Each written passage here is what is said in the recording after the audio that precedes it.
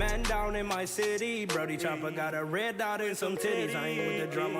I'm just tryna touch a milli. I'm a addy dropper. Cause on my mama we get busy. Plug pull up with the pack and I ain't even bust it down. Couple minutes on my phone, I promise I'm gon' get it gone. I stay solid, I get caught, I'm fighting till they sit me down. You get caught, you singing like a nigga in the studio. Brody sold the whip for 1,000 cause we just slid in it. I really make a house call, fuck if your kids in it. Been through some shit that's why my heart too froze. You ain't living what you rapping in a studio. You get your noodle blown, fucking with the opposition. My brother making decisions on anybody that's dissing. With the quickness, I'ma make a decision, I'm on a mission. You tripping, thinking we missing, I'm shooting up with precision. Red beam on the barrel to give myself some assistance. My brother come through like sniper, he knock you off from a distance. Big foe with no foe, I'm balling just like a piston.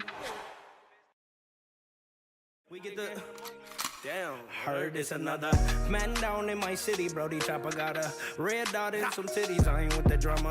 I'm just tryna touch a milli. I'm a addy dropper. Cause on my mama we get busy. Another man down in my city, Brody Chopper got a red dot and some titties. I ain't with the drama. I'm just tryna touch a milli. I'm a addy dropper. Cause on my mama we get busy. Plug pull up with the pack and I ain't even bust it down. Couple minutes on my phone, I promise I'm gon' get it gone. I stay solid, I get caught, I'm fighting till they sit me down. You get caught, you singing like a nigga in the studio. Brody sold the whip for 1,000 cause we just slid in it. I really make a house call, fuck if your kids in it. Been through some shit that's why my heart too froze. You ain't living what you rapping in a studio. You get your noodle blown, fucking with the opposition. My brother making decisions on anybody that's dissing. With the quickness, I'ma make a decision, I'm on a mission. You tripping, thinking we missing, I'm shooting up with precision. Red beam on the barrel to give myself some assistance. My brother come through like sniper, he knock you off from a distance. Big foe with no foe, I'm balling just like a piston. We get the... Damn, heard it's another man down in my city, Brody Chopper got a red dot and some titties. I ain't with the drama.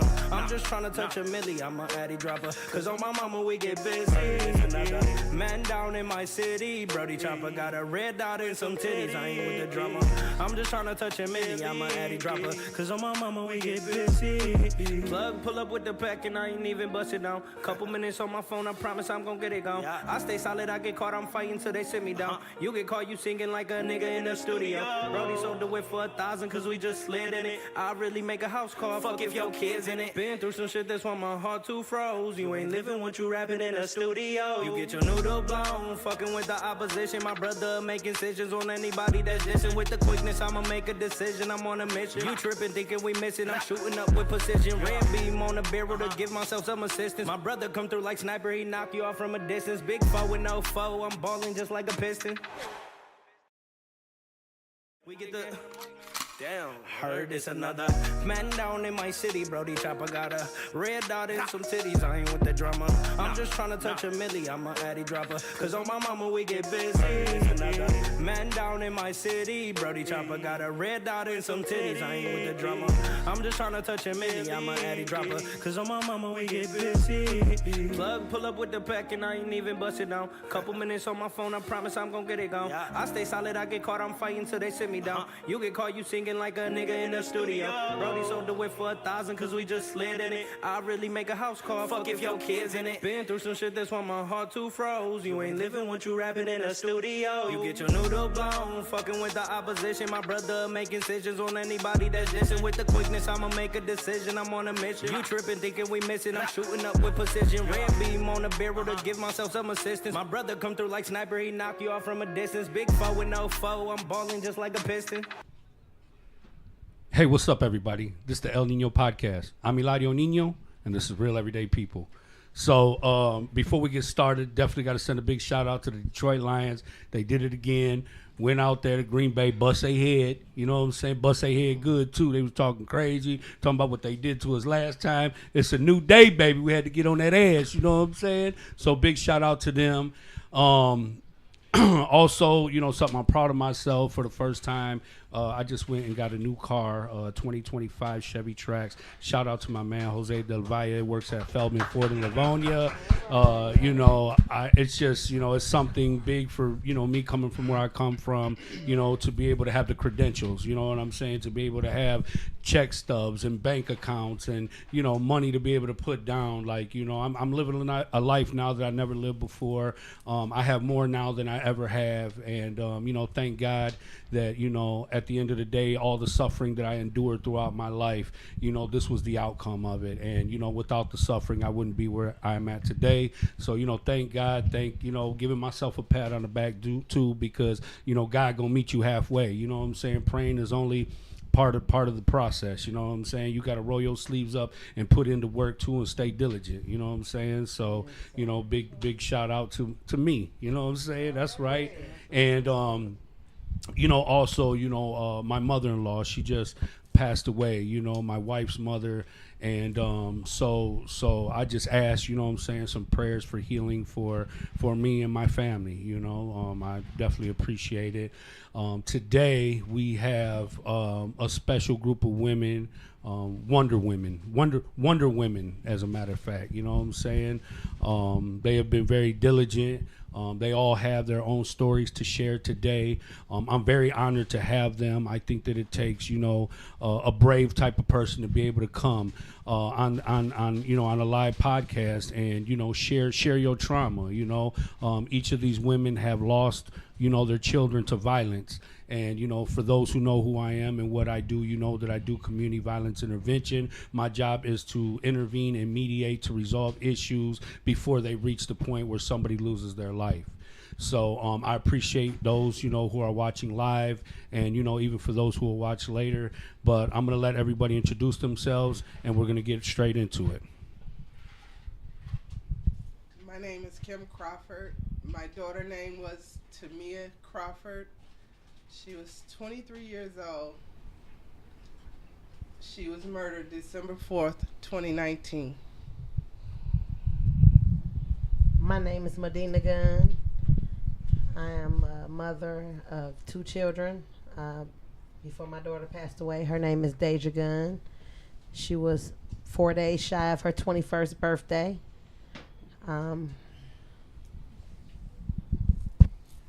This is kind of hard, but we're going to do what we got to do.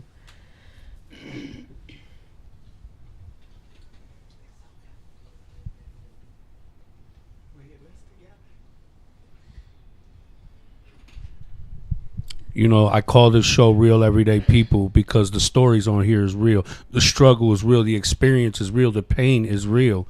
So, I ask those to have an open mind, have an open heart, be patient, be understanding, because we still going through the process, She was murdered by a neighbor on May 21st, 2018. She was convicted of murder, but that still ain't enough for me.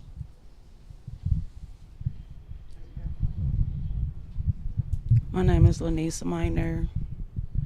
My son Trayvon Jeffries was murdered February 8th, 2021. He was 22 years old. An aspiring engineer, musician, all of that.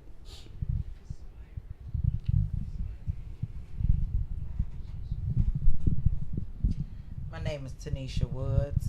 I'm a mother of 10. 8 sons and 2 daughters. And one that's gone, Jarvis Woods. My son got killed by somebody I fed. So, yeah, that's my pain. But I'm still going. We still here. We still here. No doubt about it. It's resilience. And, like many women and mothers like you that come from our community, that help nurture our community, even when you guys are wounded and carrying your own burdens and your own stress and your own frustration, and you still able to function every day and take care of your own tribe. You know what I'm saying? And, that's resilience, that's strength, and, that's admirable, and to have to carry that burden of pain and loss with you, and still give your family, give your kids the nurturing, the love, the attention, the affection, all that they need, and still trying to do it all by yourself. I applaud you women, and you know, definitely grateful, you know, to have you guys here, and I appreciate you guys opening up your life and your doors, you know, to me and, you know, and our audience, you know. You know, you mentioned that you know, your loved one was killed by somebody that you once fed, and it's really unfortunate because, you know, a lot of times it happens just like that. The same people that, you know, you raised, people that you love, people that you cared for, people that you fed and you clothed, that you spent time with, somewhere get lost in the sauce, you know, go against the grain, something changes, and then it's the very people that you love the most who cause the most damage in your life. You know, and you know, you think that you got so many years and so much time with this person that they would love you and unconditionally and protect you and have your best interests at heart, and then all of a sudden things change. You start to see a weakness in a person that you didn't see before. It could have been over money, it could have been over drugs, it could have been over jealousy or emotions or whatever it may have been. Some people don't know how to manage their anger. You know what I'm saying? We see road rage happening every day. You know, I do community violence intervention work, and you know, I engage with the community and try to instill new options to them as far as, you know, critical thinking skills, you know, and how important it is to make the right decision, because there's too many times we made the wrong decision and it has impacted our community in the worst ways, you know. And I would like for you guys to share of how the loss of your loved one has impacted you and your family and your household and your community. It's been a struggle. Everybody is different now, you know. You had a podcast with my sons the other day, and my daughter was a twin. And my son has not been the same since she passed. So it's been hard, but we all in this together, and I try to, despite anything, I try to always tell my kids, you know, I love you, you know. Nothing is going to take that away, you know. But I also wanted to add that we are all cousins. I don't know if anybody knows that, but we are all cousins. We lost our kids 4 years, in 4 years, back to back to back. If you'd have heard it, she said 18, I said 19, 20, 21. Those were the years we lost our kids. I just ask that you stop the gun violence. If we could just stop that. Any kind of violence, any way, shape, form, fashion, we need to try to stop. This black on black crime is horrible. And my daughter didn't deserve to die. My daughter graduated number 7 in her class.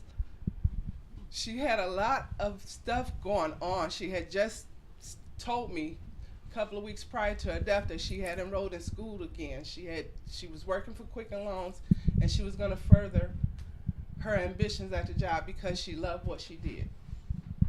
She said, "Ma, I love my job." And she's no longer here.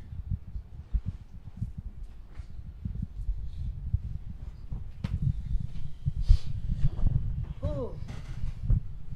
When I think about my daughter and all of the trials and the tribulations I went through with her, and to see her blossom and step out on faith and try to do things her way, you know what I mean?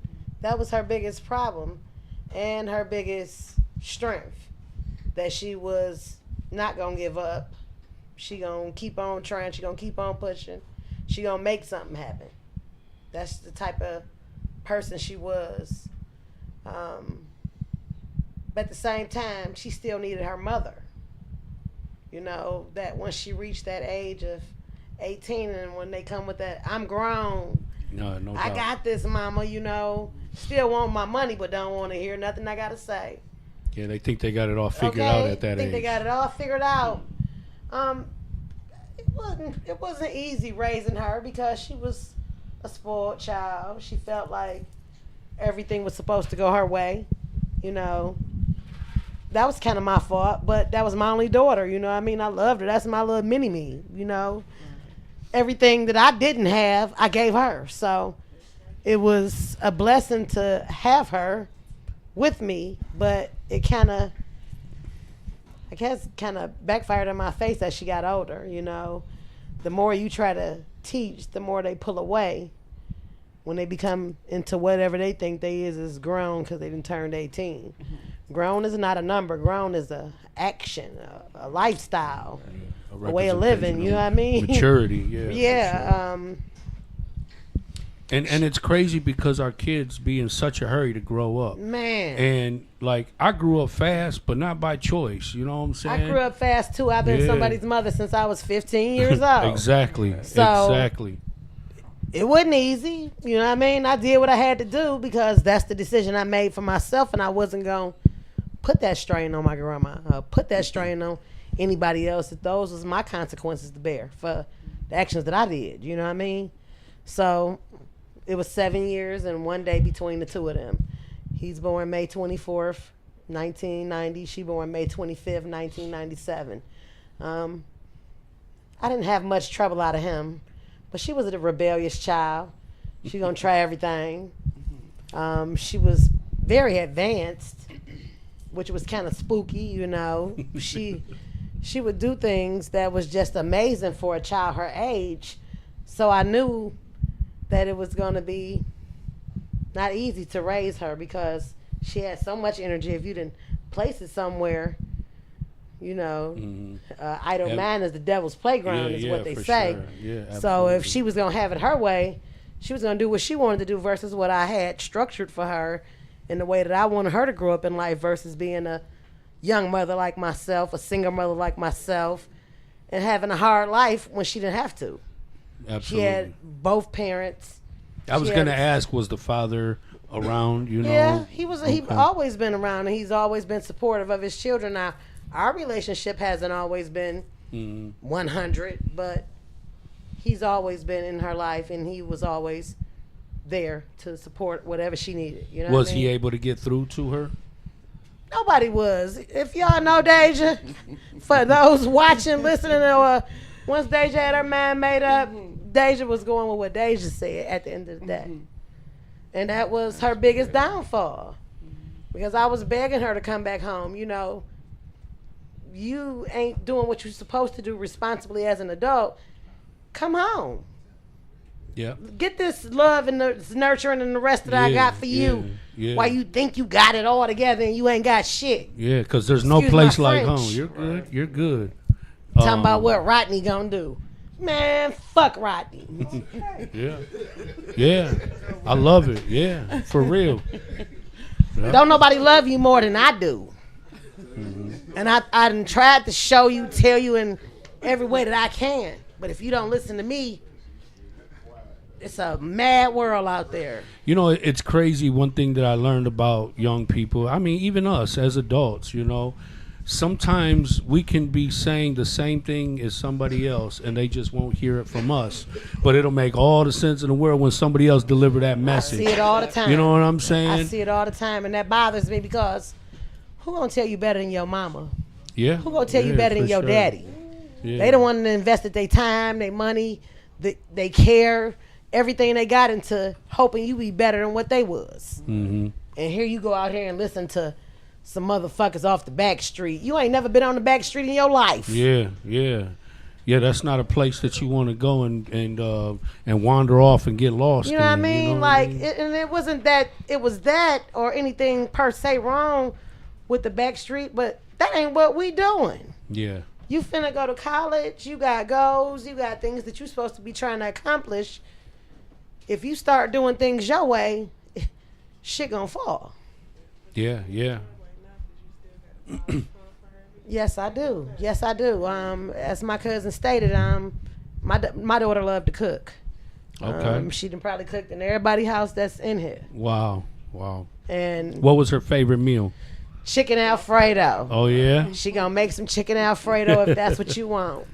But she was well versed in the kitchen for her age. She started out young with cooking.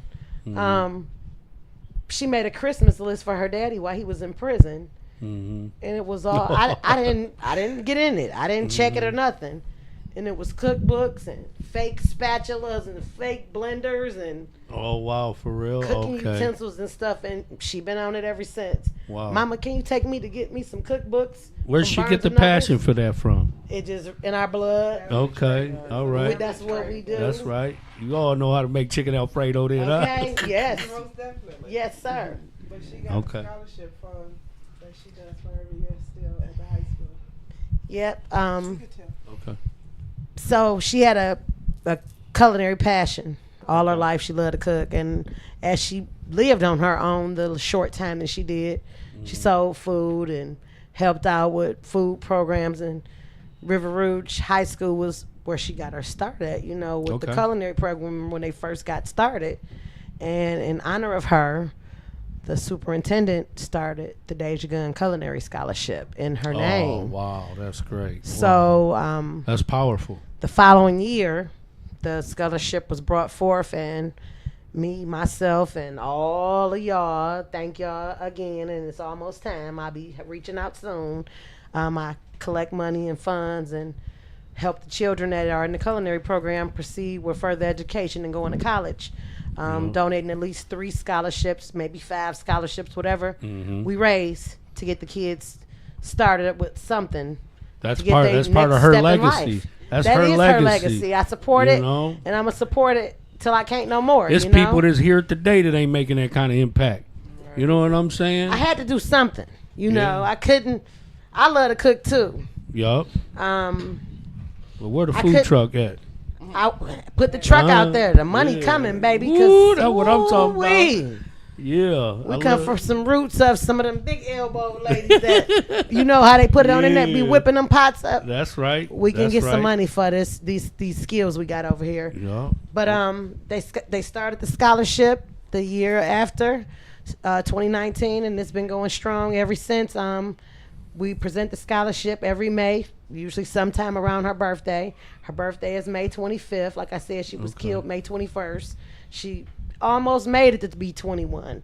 And her last Facebook status was, I just want to have a party and be around my family and friends for my birthday. Wow. So every year for her birthday, ever since that day, it's been a party every year for her birthday in That's her right. honor. That's right. And Celebrate her a for celebration for those that have been committed to helping me with the scholarship fund and been supporting me as I try to figure out my life without her. You know, it's hard, but I got to keep going because she up there to my Deanie.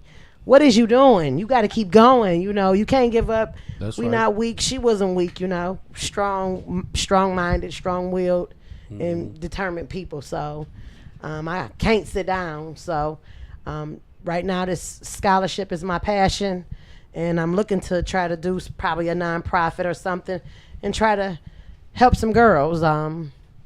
Deja was killed by a rank stranger. You know, when I look around and I I, was going to ask ask everybody, you, did you know the person? no, nobody know this crazy fool girl that was over here on the white side of River Rouge Are that you killed my serious? daughter. That was her neighbor. Her daddy had noticed some weird behavior and saw the girl peeking around the building, and she like, oh, that's my neighbor Ashley. She crazy. Don't nobody mess with her. But Deja lived in the front and she lived in the back.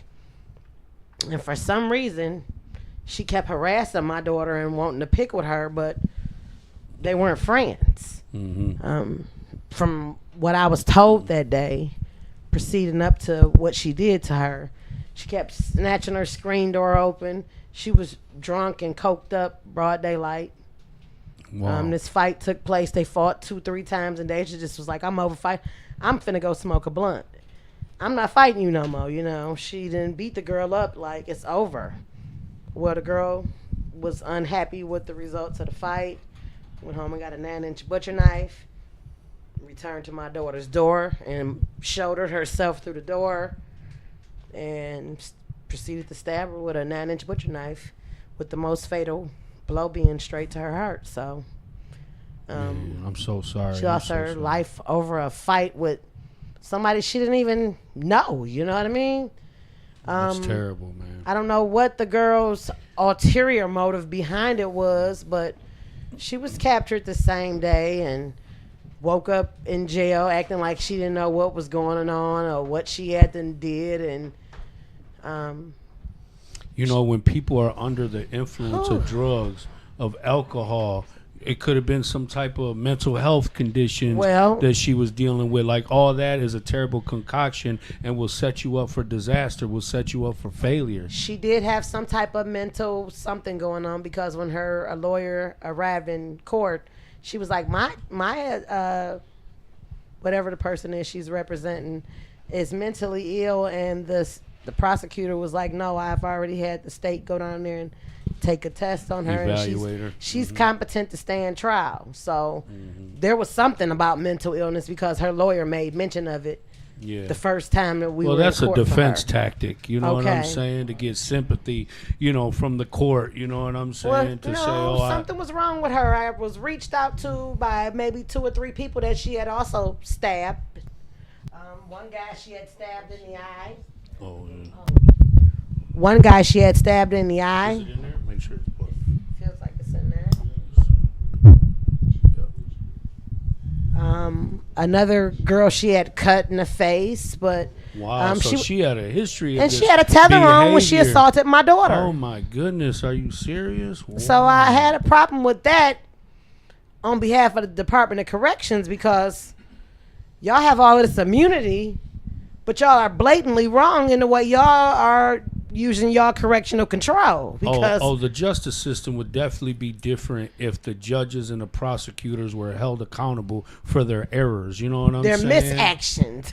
You Yeah, because know. they don't always get I mean, it right. they're humans too, and there's Yeah. a lot of times they didn't get it right. I know several people who've been exonerated from prison and spent 30 years in prison Yeah. later. How do you explain? How do you apologize? How do you make that right? You know what I'm saying? But if there was accountability, because there is no accountability for them, they can be upset with you. They can be biased and still fry you. You know what I'm saying? And not be held accountable for it and make you fight for your freedom for the next 10, 20 years, in appeals and all that, Yeah, because I felt like the girl should get life. With the evidence y'all have, they come telling me about a plea. A plea for what? Well, there's a chance.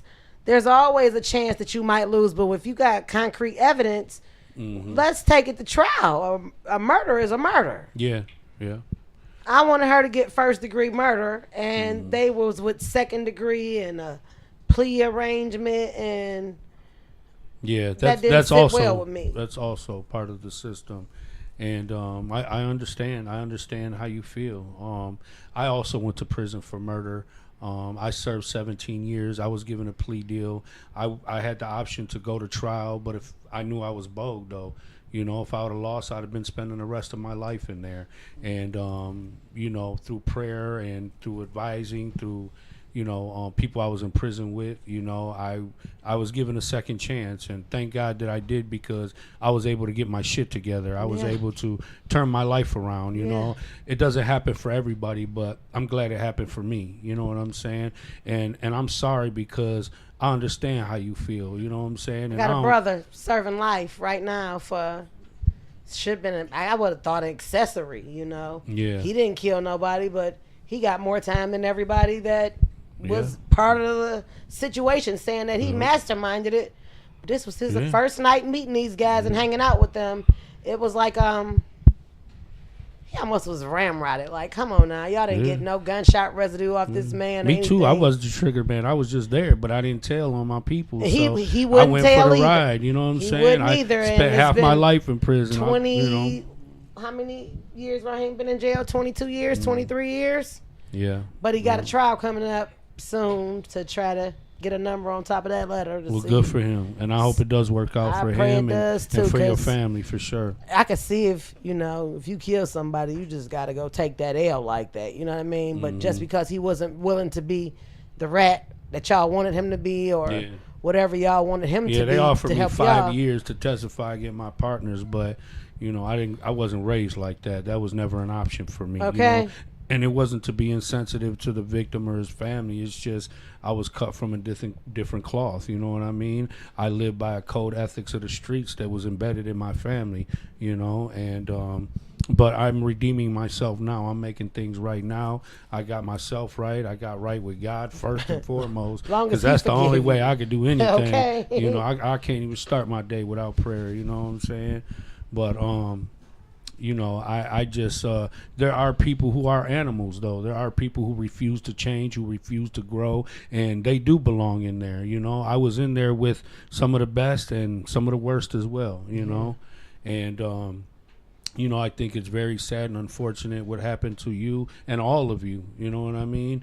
And the thing is just to be able to learn from it, grow from it, and still have grace while we're going about our day. My biggest message is that let your parents love you. Don't be in such a rush to grow up. Don't be so quick to want to run away from those that love you because you got some whatever you got, some ass, some dick, whatever you got. Yeah. That don't equate to what's all that matters in the world.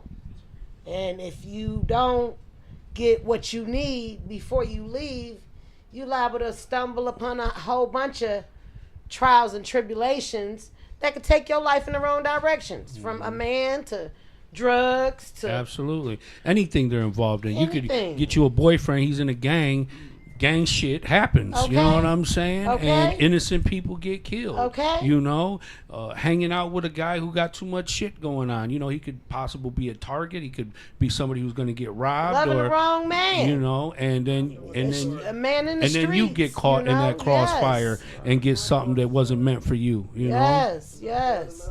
And they need to be educated to that. It's just one of the things that I think that parents need to improve on is being able to communicate with your kids enough and respect them enough to explain things to them, because a lot of times we come from an authoritative position and they just don't want to hear that shit because they feel like you shoving it down your throat. They feel like they being belittled. A lot of parents don't respect their kids because they're like, I'm the adult, you're the child, do as I say. You know what I'm saying? But we have to respect our kids enough where they will listen to us and they do trust us and do respect us to say, listen, this is why you shouldn't do it because this happened. I've seen this happen. I've been through this. I've been through that. A lot of adults feel like I don't have to explain myself to the kids. I just said don't do it and don't do it. No. And that's just not going to work today. I always feel feel like everybody needs an explanation because your level of clarity and mine ain't the same. So let me break it down to you where you understand what I'm trying to convey to you in the message. You know what I mean? Don't be so focused on, oh, mama, you hollering. I was speaking at a gentle tone first before you act like you didn't get it. Now I got to raise the bar a little bit for you to get this message because life is moving. Whether you get the messages I give you or not, you finna be out here in this world. It'll take you under. I used to tell my daughter all the time, fuck these friends. I don't even know them people. Them ain't your friends. Who your friends? You got family. I know them all. And it's important to know them because they can possibly impact your life. You need to know your friend's strengths, their weaknesses, what they're good at, what they're not good at, what type of risk level that, how they behave themselves in different environments around different people. My stepdad always taught me, you want to know who your friends are, put some money on the table. Or if you want to know who your friends are, tell them no one time and see how they act with you. You know what I'm saying? You want to know if they got goals, motivation. If you're around a bunch of people that's not doing nothing, you likely to be joining them real soon. My friend who, rest in peace, Pat Bates, and karma is real. Life is real. He was the trigger man. We both came home together. They just killed him 2 years ago. My other brother, Mike, free my brother Mike Banks.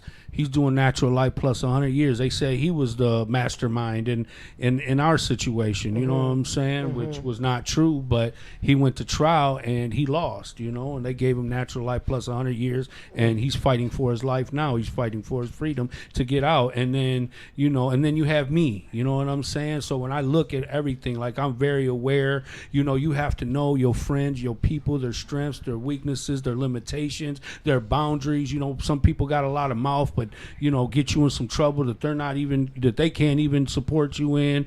My friend Pat, he had a big mouth. He was always starting shit, couldn't fight, so he'll shoot you in a minute. You know what I'm saying? You had to know that about him. You got friends who will fight, but they ain't gonna shoot. You know what I'm saying? That's the only way you can say you know them. Yeah, absolutely. And you have to see their character shift when you're around certain people in certain environments and certain situations, it'll reveal things. But a lot of times you love them so much and you think, oh, that's my family, that's my friend, I grew up with them, you know. But people grow apart, people change, people go down different you know, paths in life because their experiences are different sometimes, you know. Not to cut you off, but the guy who killed my son, he told him he loved him before he killed him. Yeah, that's terrible. That's terrible. Yeah. Somebody like that does not know what love is. Exactly. You know, Yeah. you can't love somebody and kill them and then act like you know what love is. You know what I'm saying? Well, you know what? It was two of them. So I felt like he couldn't kill my son, but he brought somebody that could. Wow. Yeah. So. And you know what, man? I honestly, it's always been like that for me. Oh yeah. Every time that I done got fucked over, it's always been family Somebody or friends. you know. Somebody I love, somebody who loved me, somebody I grew up with, somebody I broke bread with, somebody I looked out for. You know what I'm saying? I never really had too many problems or too many enemies. You know, it was the enemies that were unseen. You know what I'm saying? And the reason they were unseen is because I had such a good heart and I wanted to see the best in everybody. You know what I mean? And my mother raised me to always help people, take care of people, even when we didn't even have it ourselves. You know, we were truly the kind of people who would take our shirts off our backs for people, even if you were a stranger and you were in need. You know what I'm saying? A lot of times my wife, she gets on my ass because, like, if I see you in distress, if I see you broke down on the side of the freeway and you need help, I just, if I was that person, I would want somebody to help me.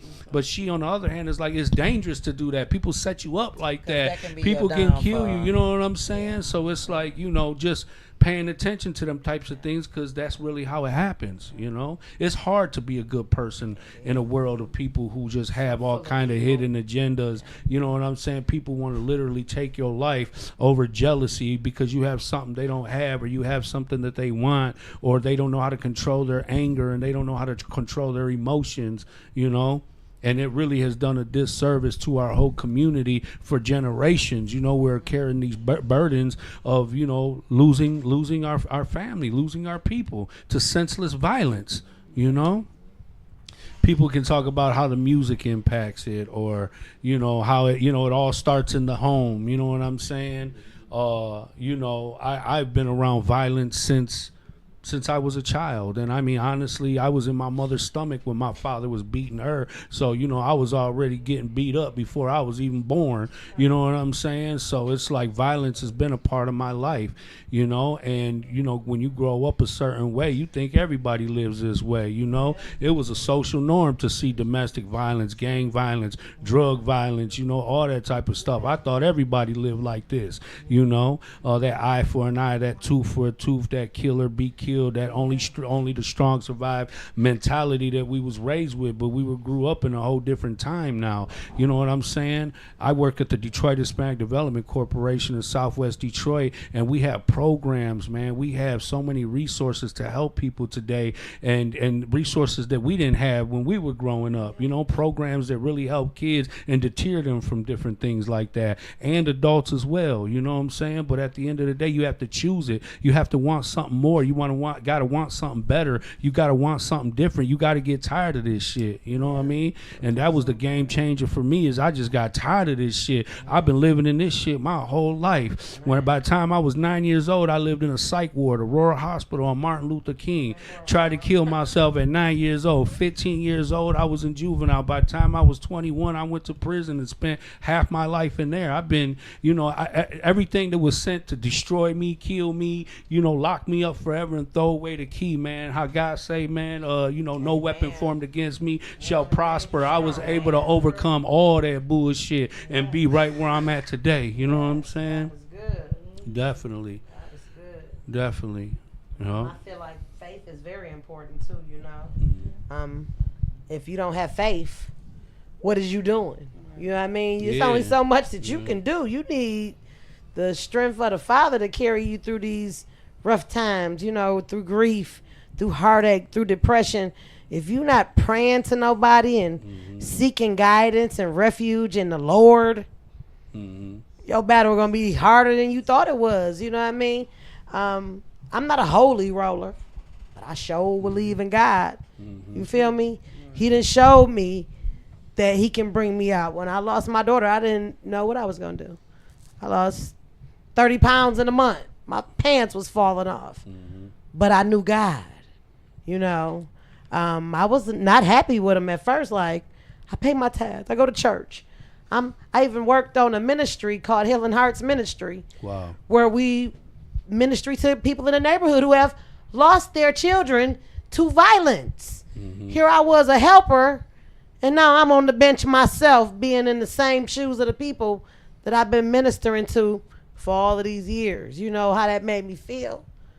It's just we live in a bloodthirsty society. Man. It is no different. This behavior has been going on and on since the times of Rome and before then.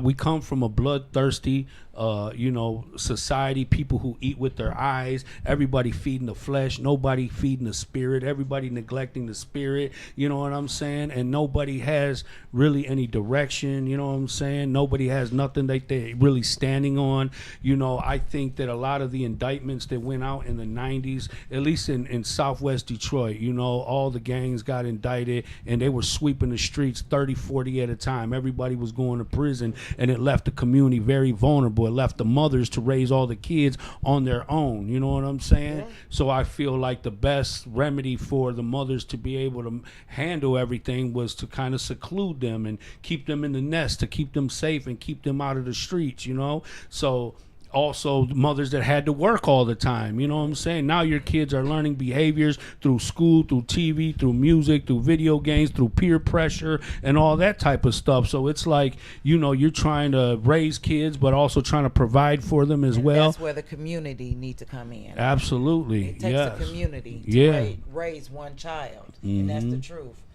We don't come together like back in the day. That's where we lost that. We're lost. So how do we build that bridge? How do we come back together again to bring that tradition of family, of love, of nurturing, of trust, and, you know, gain the respect? Because when I was in prison, I started a youth program while I was in there, and there was such a huge disconnect between the youth and adults. And I wondered, and I asked them, like, why do you guys just like lack respect for adults? Because and it's starts at home. Their parents not teaching them how to.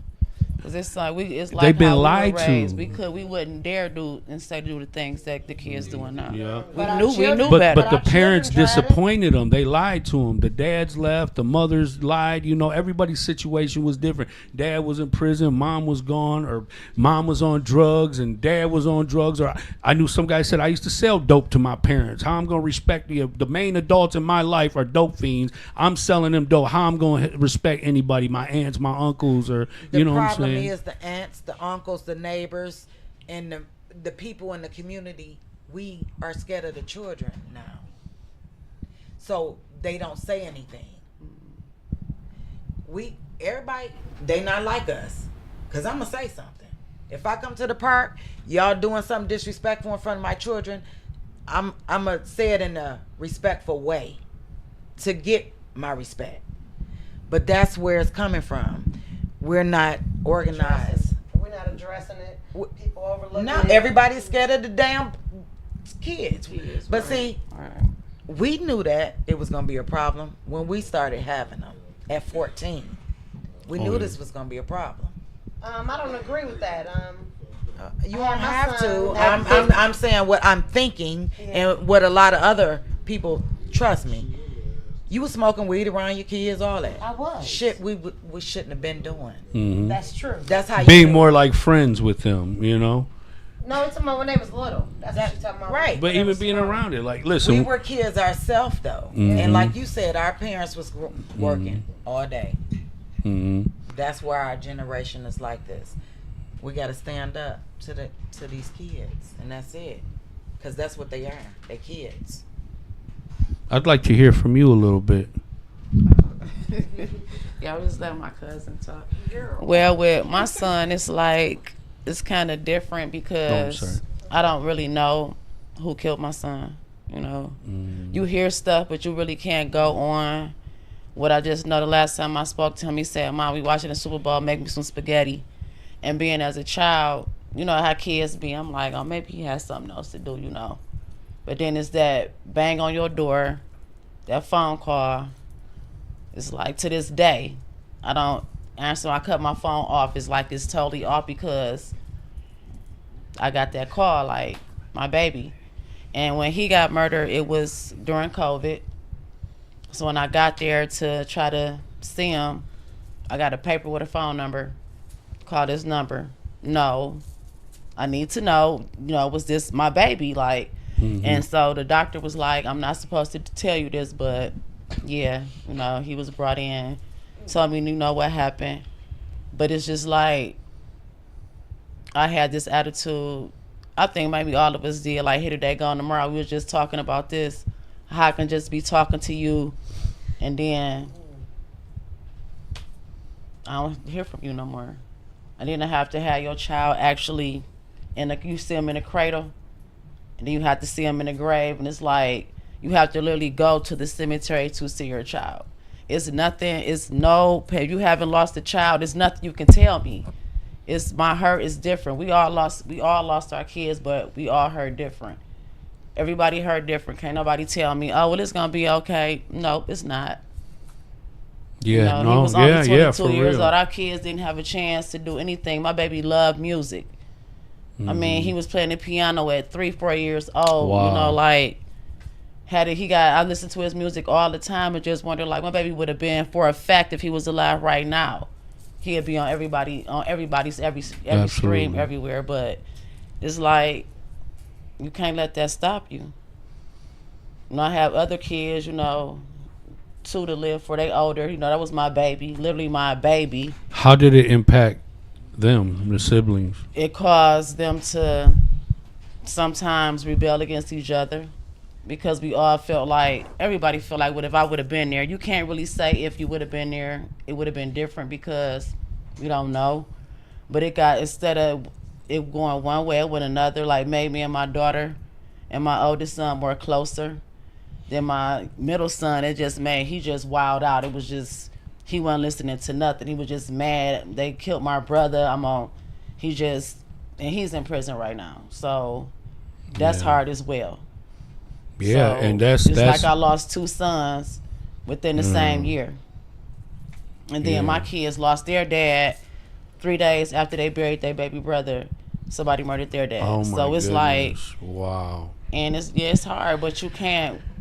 You know, we still have to be family at the end of the day. You know what I'm saying? We can't let that deter us from nothing that we have going on in life. But redefining what it means, you know what I'm saying? Like, people need to understand what comes with being family. You know what I'm saying? The morality, the values, who we are, where we come from, you know, what we're good at, you know, what it is to support, what it is to love unconditionally, to have that respect, you know what I'm saying, for your family, for your roots, for your blood. You know what I'm saying? Like people just don't care. It's like live fast, die young. You know what I'm saying? They don't value anything, don't appreciate anything. You know what I'm saying? Everybody they friend. We were raised short term. You know what I'm saying? Like we didn't have vision. We didn't see, you know, what tomorrow was going to bring, because we living for today, because tomorrow was never promised. And I always wondered what was the difference between us and people who are successful, and it's because they plan and prepare for the future. You know what I'm saying? But when you grow up in a residential war zone, you know what I'm saying, you don't even know if I'm going to make it past today. That's why our economics and our ethics were very different, because everything we did was based on survival every day. You know, we see people going to prison on a regular basis. We see people getting killed on a regular basis. We see violence. It became a social norm for us. You know what I'm saying? Until we come to the conclusion that this just is not the way. You know what I'm saying? We ain't got to worry about the prison system. We ain't got to worry about the government. We ain't got to worry about shit else, because we killing our own selves off. Our own worst enemy. You know what I'm saying? We're our own worst enemy. You know what I'm saying? And it's very unfortunate, because we taking ourselves out. Well, we ain't gonna go to politics, because we already know it's a setup. Yeah, and it's hard for me. You know, I felt dumb as fuck voting for Biden. You know what I'm saying? I didn't, you know, when it came to Trump, it felt like when he was a president that everybody was divided. You know what I'm saying? Like everybody was divided. I felt like there was going to be civil war. Like there was rioting all the time. Like people couldn't stand each other. Like they were making you choose. You're on this side or that side. It made it uncomfortable. You know what I'm saying? And I didn't like that. And, but, you know, when you start to see the other sides, like everybody got their own agenda. There is no perfect president. You know what I'm saying? But, you know, at the end of the day, you make it hard for me. And I don't like to be pressured to have to pick one when I disagree with both. You know what I'm saying?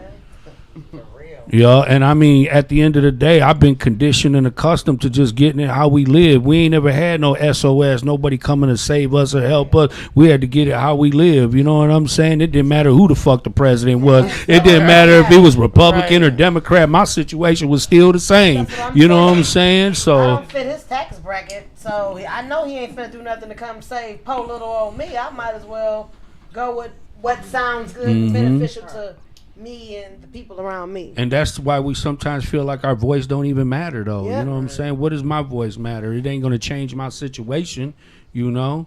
I mean, I know a lot of brothers be like, shit, Trump broke bread, you know what I'm saying? Through the whole pandemic, he broke bread. But what's the sense of giving everybody money if they ain't got no economical education, don't even know what the fuck to do with the money, you know what I'm saying? And then the knowledge behind that is that Trump didn't do nothing. Trump don't have the power. He was the only one that wanted his name on the check. He don't have no power to give no money. That came through the legislative government.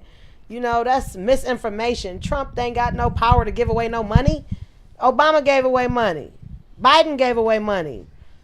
They just didn't put their name on a check and they didn't brag about it. We all get federal assistance through some type of suffering when it's mass spread across the country. Mm-hmm. Whether it's FEMA stepping in, whether it's the normal government services just from Medicaid and food stamps, you know what I mean? The subsidies are there. The subsidies are there, so I'm voting tomorrow, and I hope everybody that's watching, whatever way you decide to vote, because the vote is yours, at least express your opinion and vote, you know? I'm voting for what works for me. That's all I can say. It's easy being sad. It's hard being happy. So this could be positive, could not be, I don't know. But I would like for each of you guys to be given the opportunity, if you're okay with it. If it makes you uncomfortable, I understand. If you could say something to your loved one's killer, what would you say?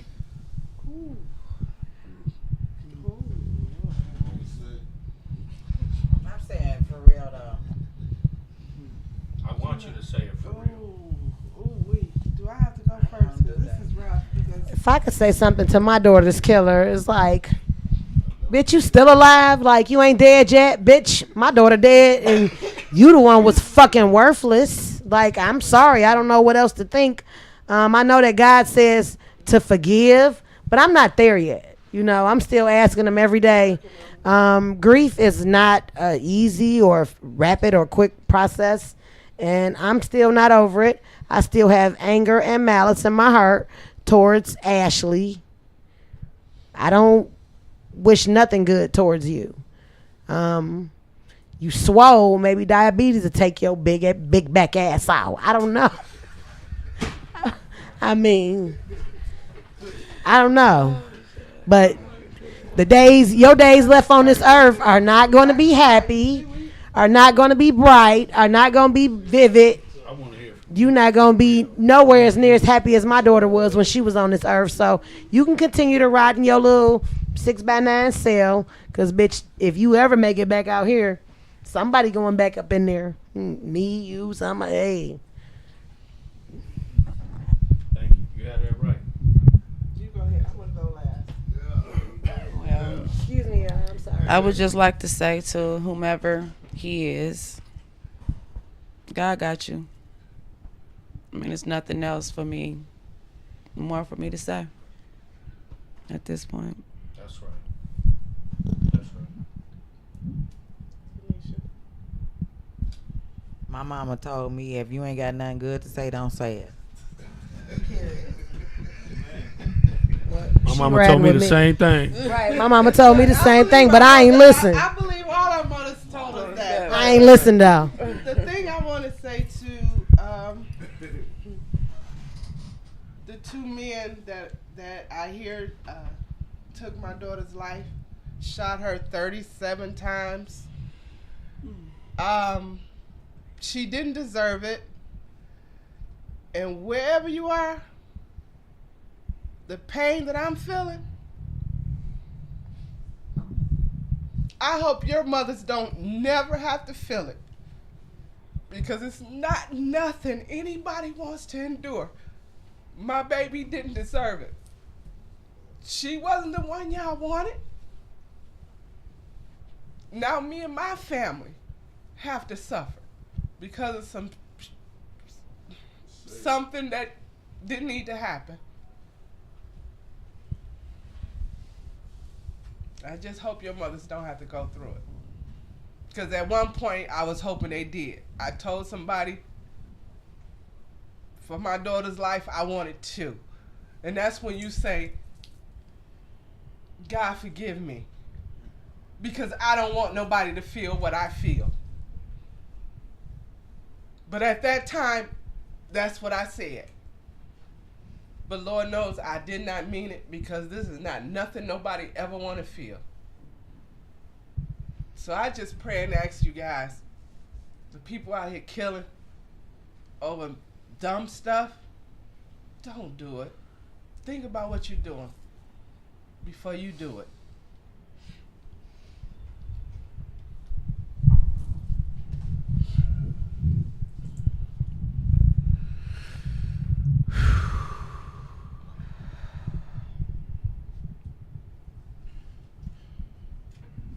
God forgives, I don't. I couldn't even go to the hospital to see my baby. You know what?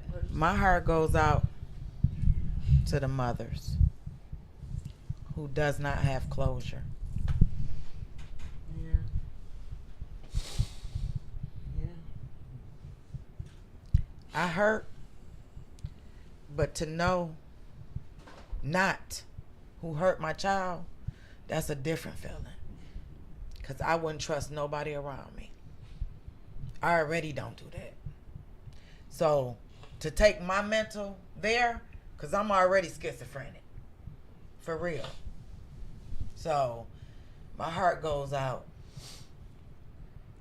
Yeah, I mean, that traumatizes you for the rest of your Real life. talk.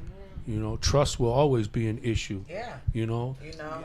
and you don't put nothing past nobody, family, friends, nobody. You know, your instincts are different. You know, the way you see people are different.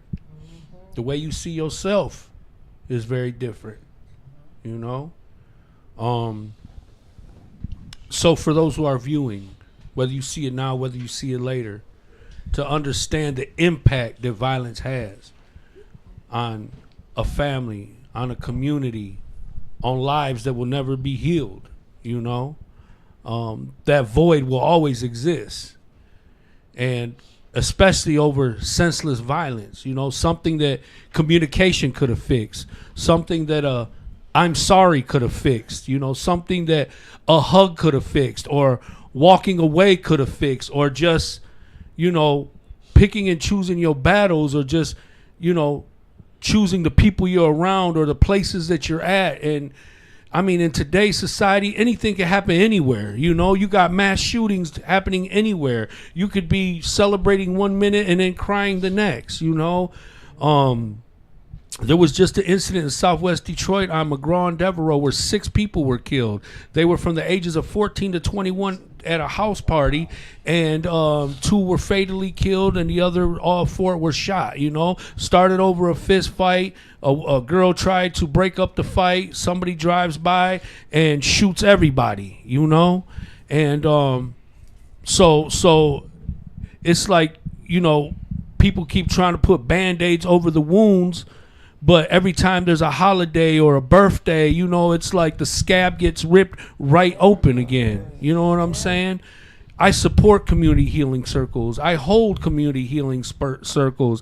And I really do it because I feel like our communities, our families, our people really need to heal and talk about the damage that has been done to us, because a lot of this isn't just from now. A lot of these things and this trauma that we carry is from childhood. It's from adolescence. It's things that we experienced, things that we seen, things that we done. You know, I became a product of that environment. There was a once upon a time where I lived that eye for an eye, tooth for a tooth, where I thought that it was okay to do things. Whatever you did to me, I was going to do it to you twice.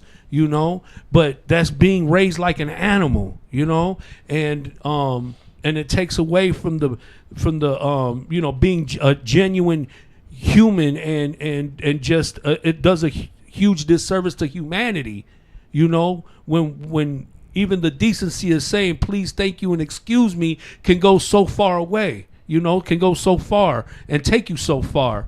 And you know, we just have to do better. We have to raise our standards. You know, we have to raise the standards in how we treat each other, how we communicate with one another. You know, be empathetic.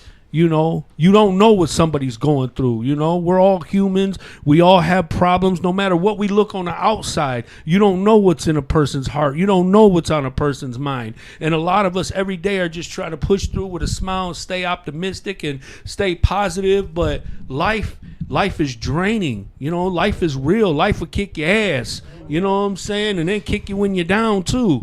You know? And that goes back to life is what you make it. Yes, absolutely.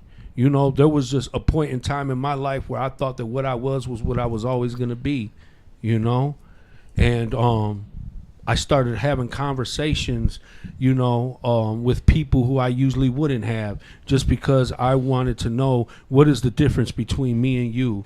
You know, what is the difference? Why are there haves and why are there have-nots?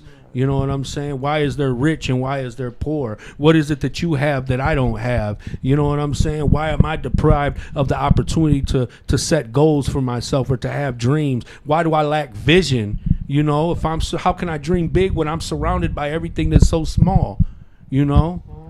So now that we're adults, now that we've suffered an immense amount of pain, you know, through loss, through violation, through disrespect, you know, through blood, through sweat, through tears. It's like, where do we go now? You know, where do we go from here? How do we change the values? You know, how do we teach them a higher standard of value, to have a value system, to love yourself, to love others, to be kind, to be generous, to be sympathetic, to be empathetic, to be patient, to be understanding? You know what I'm saying? Like, it's easy to just be angry and act out. It's easy to be out of control than to be in control. It's really tough to do and be a positive person and do the right thing, because so many people don't know where to start because they're so worried about what everybody else is going to say and what everybody else think.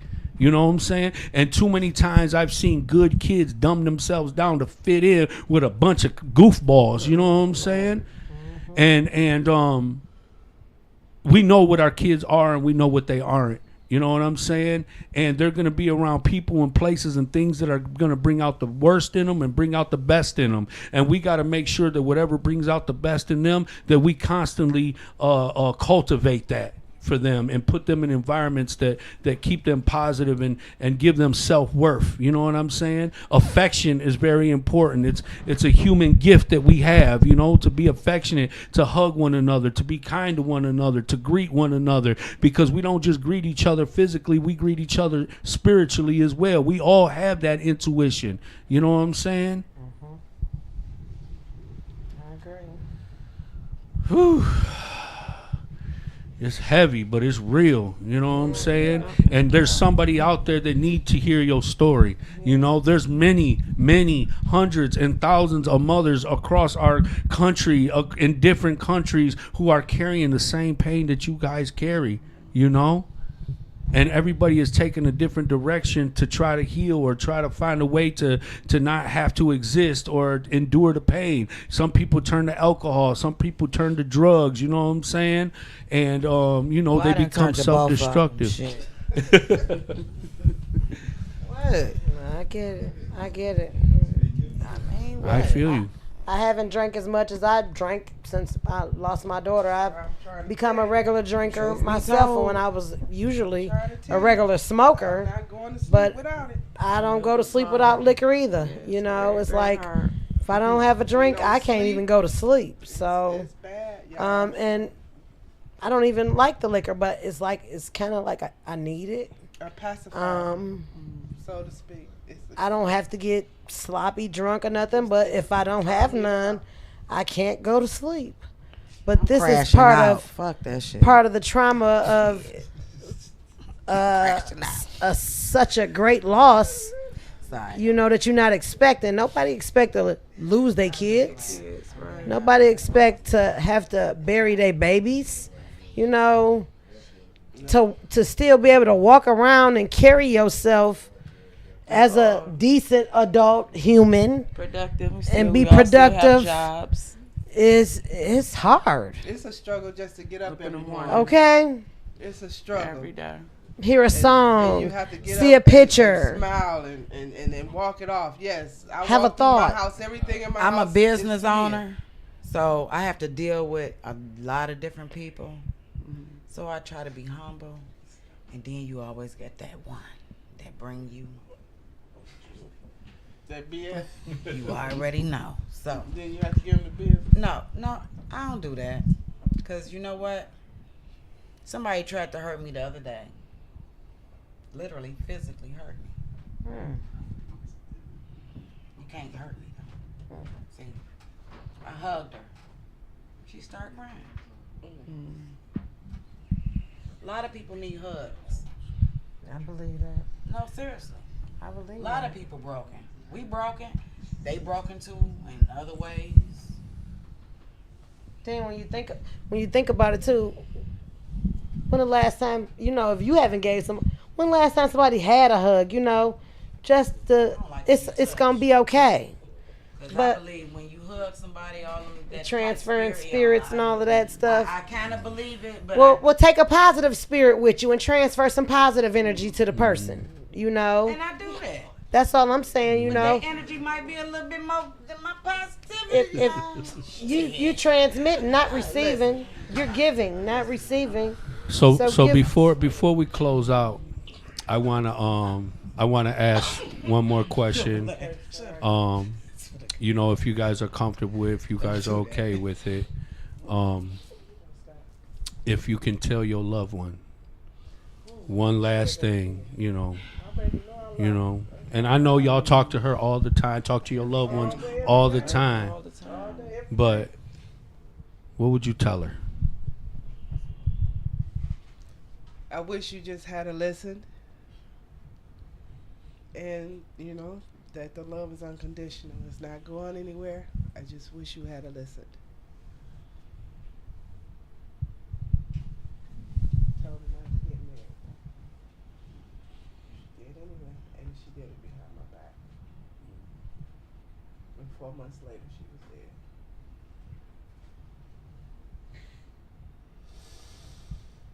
Well, I would just say to my baby, I love you. I mean, God knew best, so just got to carry on. But I think God needed them more than I did.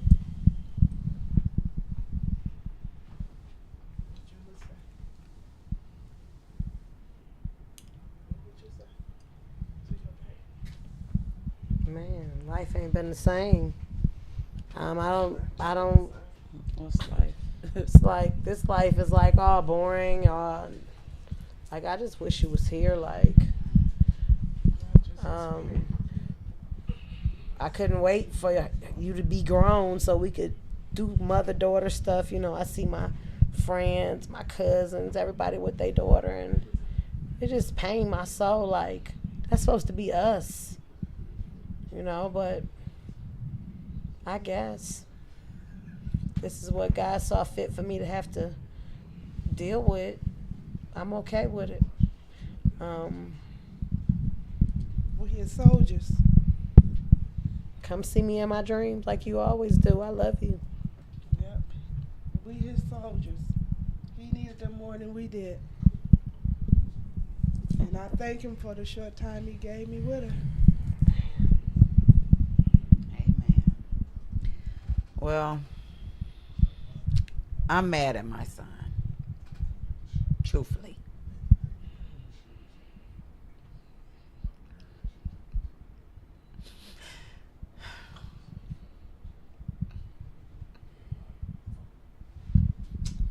It's gonna be okay, baby.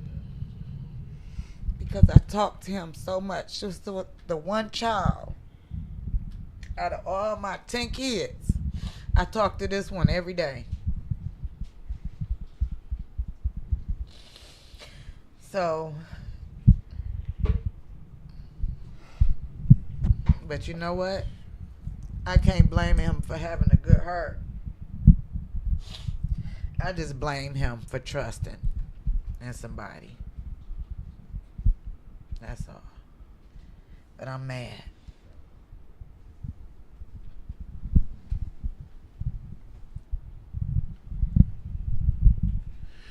It don't get no realer than this. The emotions are real. The pain is real. The suffering is real. The loss is real. The resilience is real. They're still here. They're wounded. These are wounded warriors here, you know. And they still maintaining. They still nurturing. They still loving, taking care of business, you know. And, I salute you all. I have a tremendous amount of respect for you all. And, if there's ever anything I can do, to just add some type of positivity to your life, I'm here for that, And I hope that you all get to feel some sense of justice at some point in your lives, It's not always easy, You ask God why, why, God gives and God takes away, And sometimes you don't want to believe it, you don't want to understand it, But at the end of the day,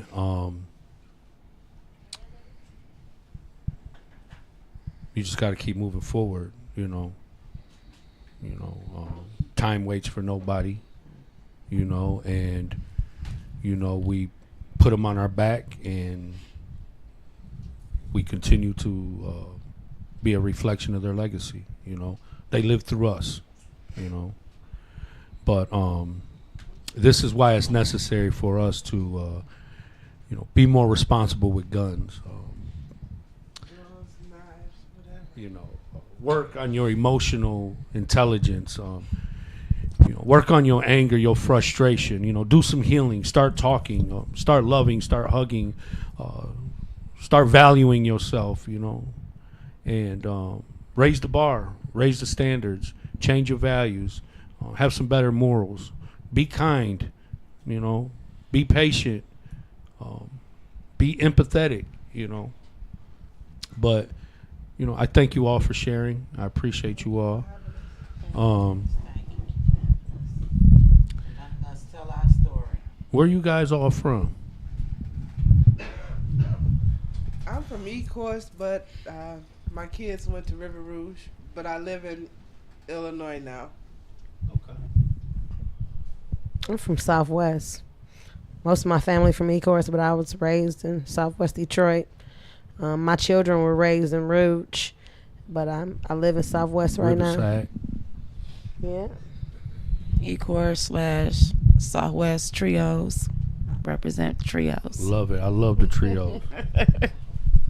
What side of Detroit, Michigan? You better know it before you blow it. Much love to you guys all. I wish you nothing but healing. I wish you guys all well on this journey of healing as well.